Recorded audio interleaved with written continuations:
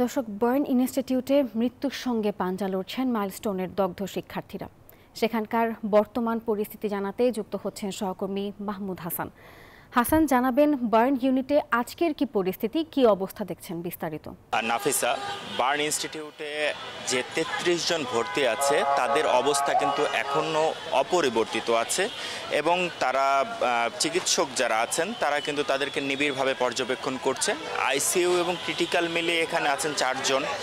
তাদের অবস্থা আসলে আরও বেশি নিবিড়ভাবে পর্যবেক্ষণ করা হচ্ছে, কারণ আসলে শিশুর ক্ষেত্রে কখন অবস্থার পরিবর্তন হয় এই বিষয়টা কিন্তু আসলে শঙ্কার মধ্যে থাকেন চিকিৎসকরা, এবং তারা কিন্তু নির্দিষ্ট সময় পর পর বোর্ড মিটিং করে এই সব আহতদের আসলে পর্যবেক্ষণ করছেন এবং তাদের বিষয়ে আরও নতুন কি পদ্ধতি, চিকিৎসা পদ্ধতি আনা যায় সে বিষয়টা কিন্তু তারা আওতায় আনার চেষ্টা করছেন।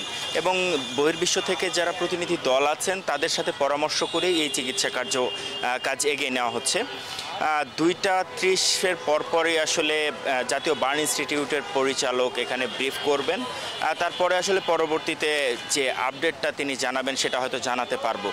আর এই জাতীয় বার্ন ইনস্টিটিউটে এখন পর্যন্ত মৃতের সংখ্যা 18 জন, যেটা গত পরশুদিন পর্যন্ত ছিল, এবং গতকাল এবং আজকে এখন পর্যন্ত কোনো শিশু মারা যায়নি। এটা একটা ভালো খবর দিয়েছেন জাতীয় বার্ন ইনস্টিটিউটের কর্তৃপক্ষ। আর আরেকটি বিষয় যেটা জানাতে চাই সেটা হচ্ছে যে এইখানে যারা চিকিৎসা নিচ্ছেন তাদের শারীরিক অবস্থার পাশাপাশি তাদের মানসিক বিকাশ এবং মানসিক যে ট্রমাটাইজ তারা, সেই বিষয়টা বিবেচনা করে তাদের মানসিকভাবে বিকাশ করেই তারপরে তাদেরকে আসলে এখান থেকে রিলিজ দেওয়া হবে, এবং সেটা পর্যায়ক্রমে জাতীয় বার্ন ইনস্টিটিউট থেকে তাদেরকে রিলিজ করা হবে। তো এই ছিল জাতীয় বার্ন ইনস্টিটিউটে আমার কাছে সর্বশেষ তথ্য। নাফিসা। মাহমুদ, ধন্যবাদ আপনাকে। বান্ডেল থাকলে প্রতি সেনমানিতে টাকা বাঁচবে। বিকাশ সেনমানি বান্ডেল কিনে জিতুন প্রতি লেনদেনে।